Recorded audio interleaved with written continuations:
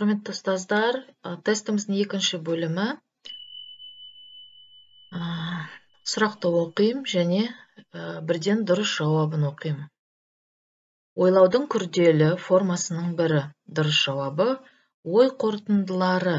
Ой қорытындылары. Ойлаудың күрделі формасының бірі ой қорытындылары. Келесі сұрақ. Зейін адам санасынан қорытылып өтетін, барлық ойды аңғартатын, адам жанының жалғыз ғана есігі болып табылады. Демек, бұл есікке ілімнің бірде-бір сөзі соқпай өте алмайды.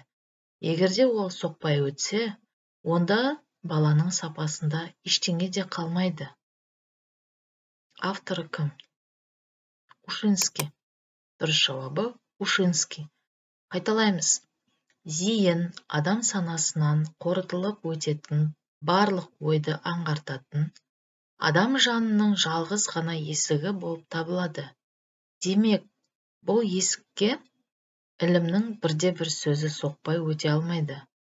Егерде ол соқпай өтсе, онда баланың сапасында ештеңе де қалмайды. Авторы Ушинский.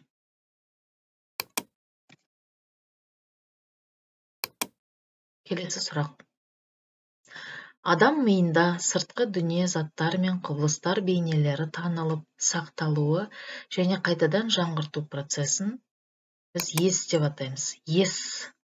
Қайтадан, адам миында сыртқы дүние заттар мен құбылыстар бейнелері танылып, сақталуы және қайтадан жаңғырту процесі ес деп аталады.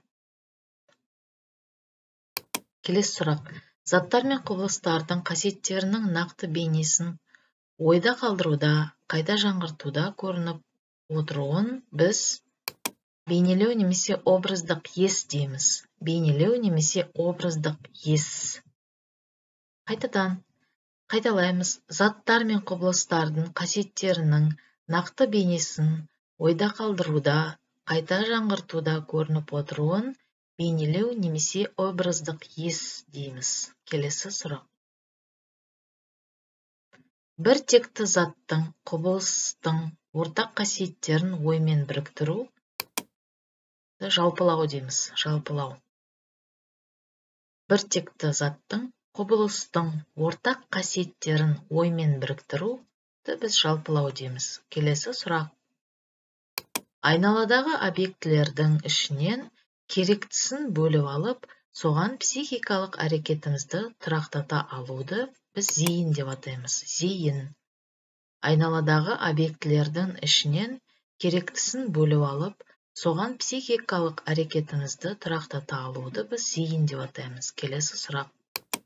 Күшті түтіркендіргіштер, көзді аштырмайтын жарық, қанық бояулы заттар, қатты дауыс, мұрын жаратын иіс және тағы басқа заттар мен құбылыстардың жаңалығы мен қозғалысы, мәселен, адамның үстіндегі киімінің өзгеруі, дыбыстың жарықтың артуы немесе кемуі және тағы басқаны біз ырықсыз зейін деп атаймыз. Ырықсыз зейін.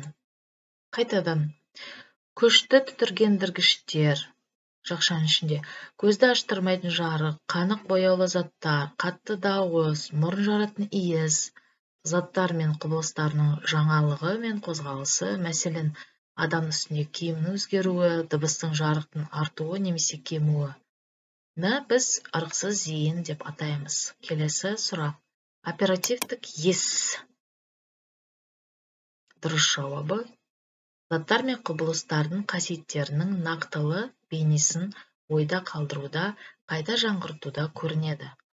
Оперативтік ес жауабы. Заттар мен құбылыстардың қасиеттерінің нақтылы бейнесін ойда қалдыруда, қайта жаңғыртуда көрінеді. Келесі сұрақ. Интерорецепторлар дегеніміз ішкі мүшелерімізде орналасқан әсер етуші түтіркендіргіштердің сезгіштік күйлерін бейнелеу және хабарлау. Қайтадан. Интерорецепторлар дегеніміз ішкі мүшелерімізде орналасқан әсер етуші түтіркендіргіштердің сезгіштік күйлерін бейнелеу, хабарлау. Келесі сұрақ. сыртқы дүние заттары мен құбылыстарын үнемі тұтастай қабылдап, бірақ оның ұсақ түйегіне жөнді мән бермейтіндерді синтездік қабылдау дейміз. Синтездік қабылдау қайталаймыз. Сыртқы дүние заттары мен құбылыстарын үнемі тұтастай қабылдап, бірақ оның ұсақ түйегіне жөнді мән бермейтіндер синтездік қабылдау деп атаймыз. Келесі сұрақ. Қимыл қозғалысты еске қалдыру мен қайта жаңғыртып отыру қай ес түріне жатады? Дұрыс жауабы қимылдық ес немесе қозғалыс есі. Келесі сұрақ. Заттар мен құбылыстардың көлемін, тұрқын, түрін, аумағын, алыс жақындығын, таяз тереңдігін, бағыт-бағдарын қабылдауды біз кеңістік қабылдау деп атаймыз. Кеңістікті қабылдау дейміз. Заттар мен құбылыстардың көлемін, тұрқын, түрін, аумағын, алыс жақындығын, таяз тереңдігін, бағыт-бағдарын қабылдауды біз кеңістікті қабылдау дейміз. Келесі сұрақ. Түйсікпен қабылдаудағы анализ бен синтездің жаңа мазмұнға ие болған түрін ойлау деп атаймыз. Ойлау. Қайталаймыз. Түйсікпен қабылдаудағы анализ бен синтездің жаңа мазмұнға ие болған түрін біз ойлау дейміз. Келесі сұрақ. Заттар мен құбылыстардың мида тұтастай бейнеленуі қабылдау деп аталады. Қабылдау. Дұрыс жауабы. Заттар мен құбылыстардың мида тұтастай бейнеленуі қабылдау деп аталады. Келесі сұрақ.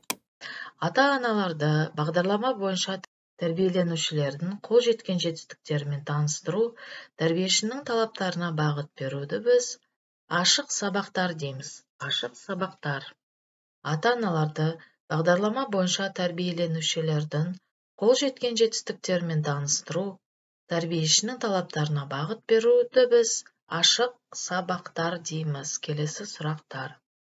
Келесі сұрақ.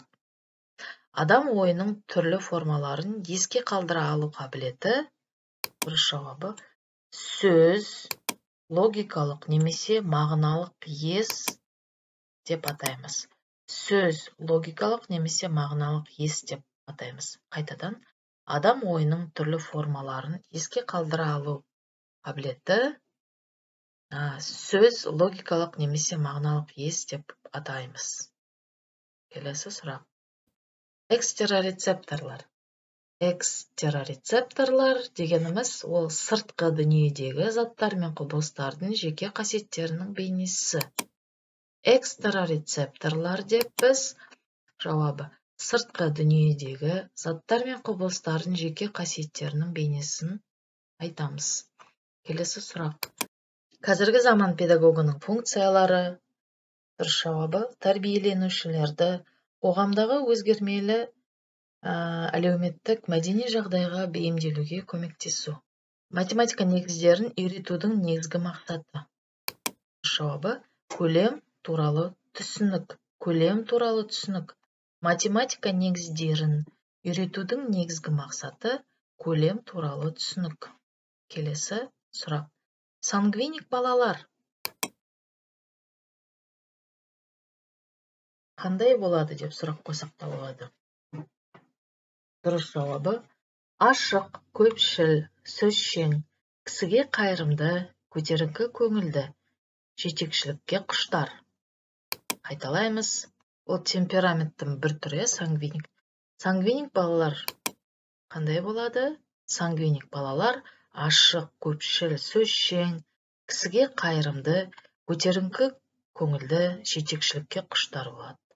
Құрметті ұстаздар, сіз қандай темперамент түріне жатасыз? Комментарияға жазып кетсеңіз, бізге өте қызық. Мысалы, мен өзімді сангвиникке жатқызамын. Осы темперамент түріне жатқызамын. Келесі сұрақ.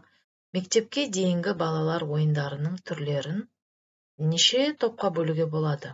Дұрыс жауабы 2 үлкен топқа бөлуге болады. Қайталаймыз. Мектепке дейінгі балалар ойындарының түрлерін 2 үлкен топқа бөлуге болады. Келесі сұрақ. 3-4 жастағы балалардың оқуға қажетті дағдыларын қалыптастыру, дұрыс жауабы тәрбиешіні тыңдау, тапсырманы түсіну, бір-біріне бөгет жасамау, өздігінен орындау. Қайталаймыз. 3 3-4 жастағы балалардың оқуға қажетті дағдыларын қалыптастыру.